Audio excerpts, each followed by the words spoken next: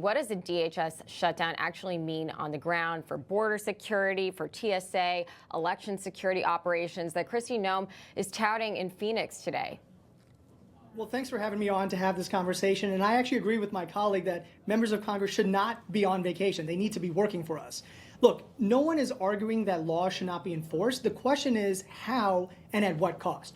We were told that ICE only targets violent criminals, but that's just not true. And even independent analysis of the DHS data from UCLA and others show that more than 70% of people that ICE has detained have no criminal violent history. Most are held for civil violations like overstaying a visa.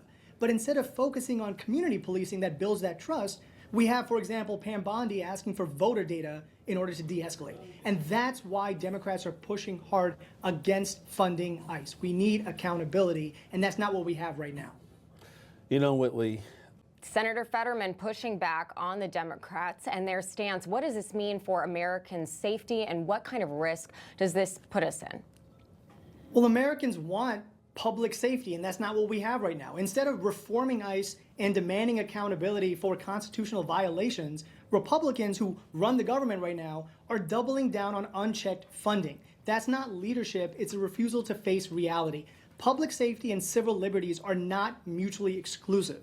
All Democrats are asking for is accountability, transparency, and enforcement that protects communities and upholds the Constitution. That's all this is about. Republicans, it's in their hands right now to not shut down the government over this.